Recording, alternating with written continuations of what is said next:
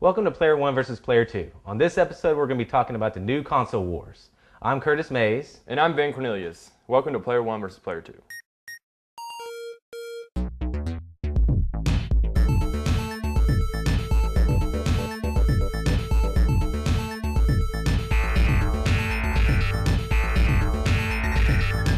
In the beginning, we had Atari. It was good. Kind of. No, Atari was good. Okay, man. Atari was good. Then you had the ColecoVisions, the Intellivisions. They were All the okay, other Atari clones, which were bad. which were bad. We'll say they're bad. Yes. Intellivision had its good points, and there were some that have its good parts, but overall, the clones from that were bad. Yes. And then comes NES, which blows everything out of the water. Yes, for 6 years. And then comes the Sega Genesis, then comes the TurboGrafx, steps it up a notch. And that brings on, from the Sega Genesis and the TurboGrafx, we get Super Nintendo. The Super Nintendo is badass. The Genesis has to step up their game. They make the Sega CD.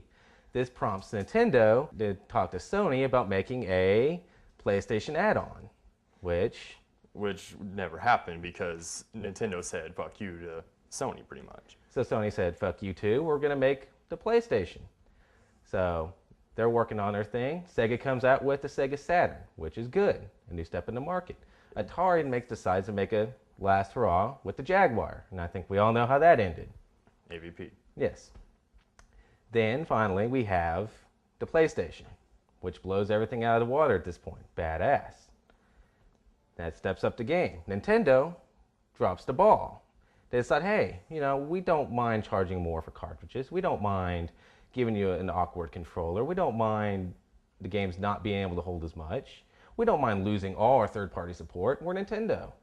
And They thought they could rule everything, but they found out very quickly that they couldn't, and PlayStation grabbed the market. And then Sega got in with the Dreamcast, which was a phenomenal system in its time, which was backed by Microsoft. Did very well.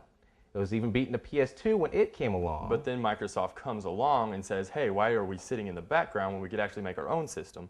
And comes out with the Xbox. Yes. So Sega's fucked. Now they're relegated to making Sonic on the GameCube.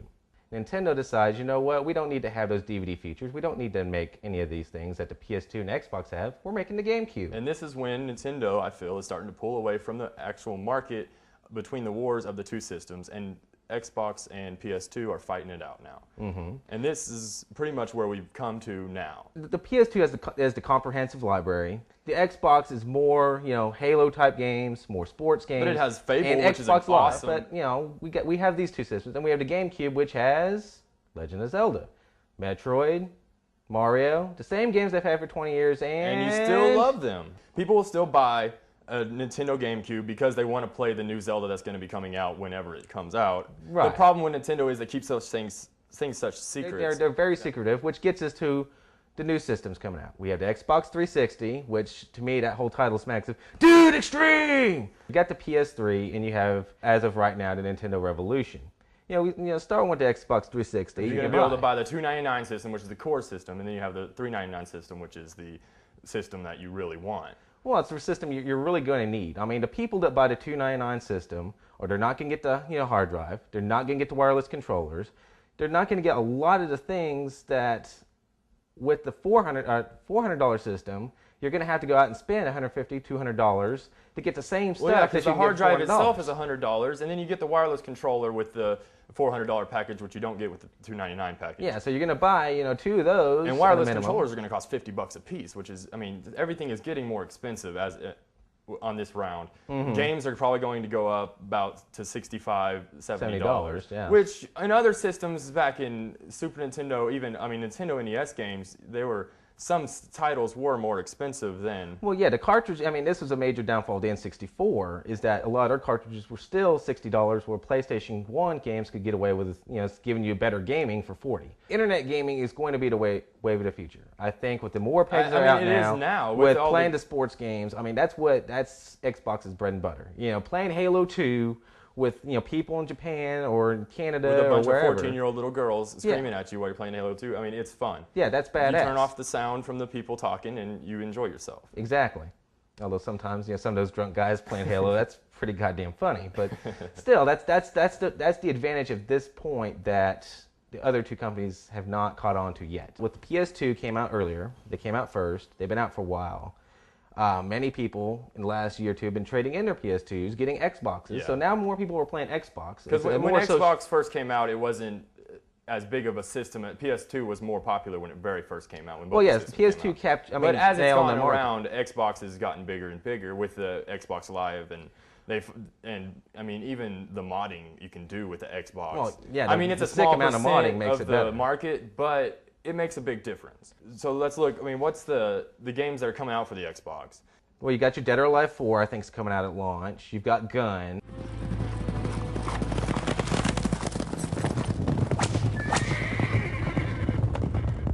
Our Father, who art in heaven, hallowed be thy name. Thy kingdom come, thy will be done. The Xbox and the PlayStation are just, I feel like they're just making it a little bit better. It's not like it's changing a whole lot. The Xbox, I feel, is making the least amount of changes. Yeah. I definitely feel that. I think it's making, it's kind of saying, okay, we've been hot the last year and a half. We know that, the people are buying our system now. I'm sure they're going to have some trade-in special to get the Xbox 360, which will give them those prettier graphics. They'll give them the expansive worlds first, and I think that's going to be a big jump for Microsoft. But what about Xbox? I mean, is the Xbox 360 going to be able to play the Xbox games? Have they told us anything about that? It's not going to play all of them, which that probably means a lot of newer games are probably won't have a problem. I believe you'll need the hard drive to do that. Yeah. Which is another selling point for the hard drive. I mean, if you have your stack of Xbox games at home and you can't play them, that's going to piss you off. I mean, well, on the PS3, you'll be able to play the PS2 and the PS1 games on it. And I think that's going to make it convenient. I think there's going to be, right now, Final Fantasy VII for the PS1 is still one of the hottest games in the market with the release of Advent Children. And as a system, PS3 looks like the most technologically advanced system out there right now. It looks really cool, like what they're doing with the Blu-ray technology, and I mean the processor is. Well, yeah, you're getting 12 streams of high definition, whereas something like Xbox, I think, is only giving you like 1 or 2. That's unreal. The new Gran Turismo it's a beautiful. It looks very beautiful. Yeah. It's getting closer and closer to reality, which is going to be awesome. I can see, features that we're not even going to think about right now being released on the PS3, 3 or 4 years from now. PlayStation and Sony have kind of dropped the ball with the PlayStation 2 with the whole online support type of deal. Yeah, they've really did a very piss poor job with online services on those games. I mean, there's not really a great online game to speak of, and I think that really hurts. I mean, they kind of fucked over the people who play Final Fantasy 11 for the PlayStation, because when you bought the new ones they brought out that were the smaller, skinnier ones, there's not really a way to play the Final Fantasy 11 on that system. They just kind of said fuck you to you.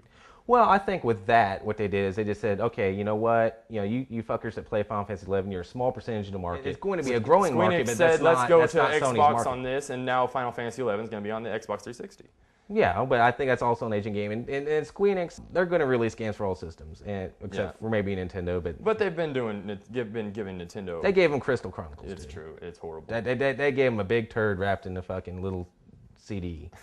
That was terrible. Which, I mean, that brings us to the revolution. With Nintendo, they have a history of not releasing. They don't tell you anything. They don't tell you anything. They keep everything under wraps until the last minute. So, we have the new.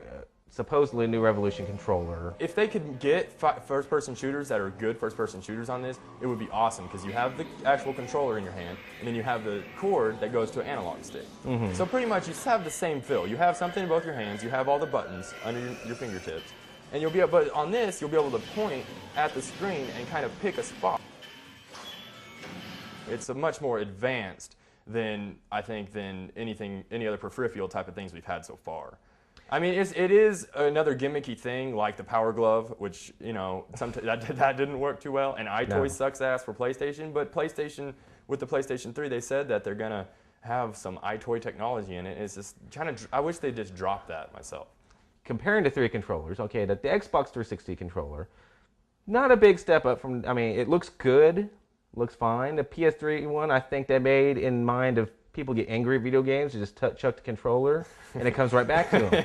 That saves money, and man. it looks bulky as hell from the pictures I've seen, and it looks very uncomfortable. I mean, the Xbox controller does look the best. It looks like It looks perfect, like a really. I mean, snazzier version of the Xbox Controller One. But they got rid of the horrible buttons, the black and white buttons, which Yes, thank the those were fucking annoying. Christ. And Nintendo has always done different things with the controller, so this new controller is just, I think it's just another step for them. I mean, Nintendo, I feel that they're really trying to just pull out of the war. I think they're saying, okay, you guys fight your battle. Now, we're going to have our own system. This is what I'm looking forward to of the Revolution. Is turning that son of a bitch on, taking it home, getting it, and saying, okay, I want to download Duck Hunt. I want this snazzy controller, and I want to go with Duck Hunt. I think that's going to be cool. Yeah, that's would be one fun. thing. I'm not a big fan of this controller. I don't know if you're going to be able to cool.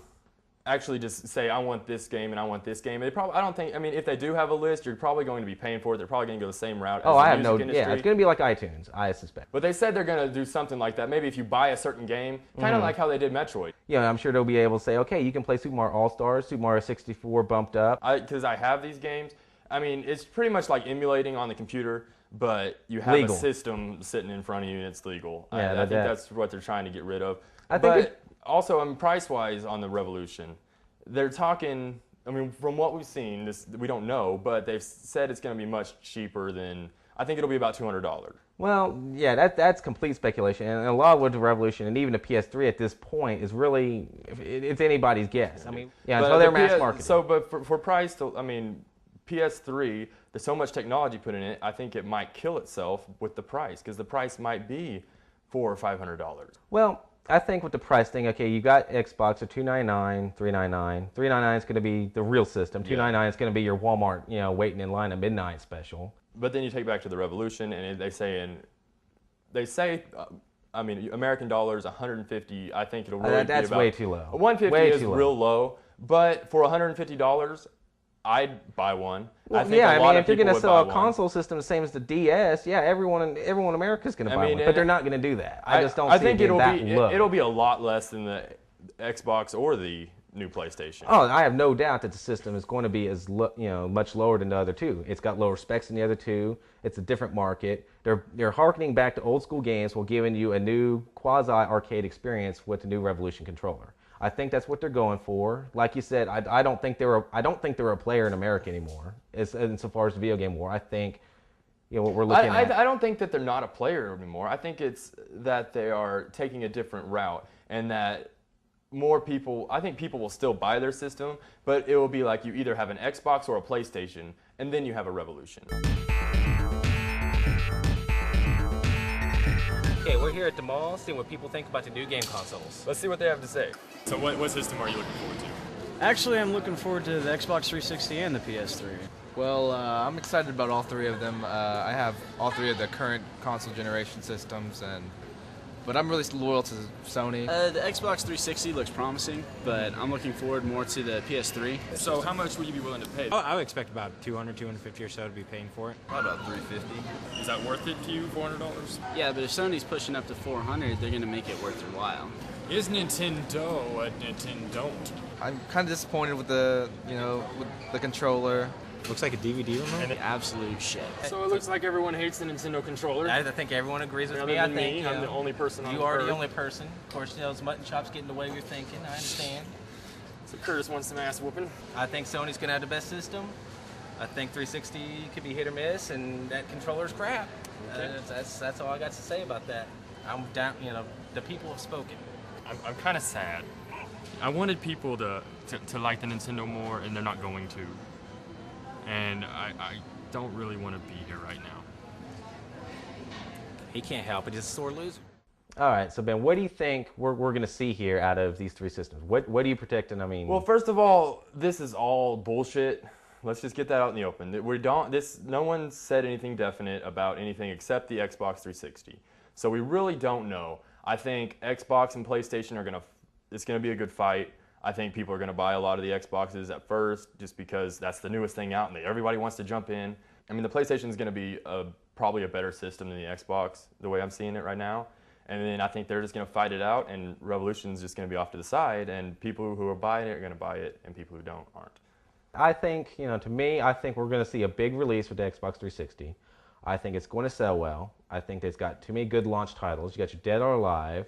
so you got your TNA factor, you got Tony Hawk, so you got your sports, you got Gun, which gives you that early Grand Theft Auto feeling. I don't know if it's going to sell well enough to avoid the system taking a major hit when the PS3 does decide to come out, which I'm predicting here is fall of next year. And I think we're going to see many people trading their systems in. I think with the Revolution, I think it's going to go great in Japan. That controller, I don't see it selling well here. I think also, if you the problem is, don't buy the systems right away. First gen systems always suck. Wait a few months, see how what's doing good. I mean, if you want the Xbox, just go get it. And if you can afford to, get it. But don't pawn your wife's wedding ring to get it. There's no need for that. Yeah, most first gen systems in Sony, I'm talking to you, aren't good.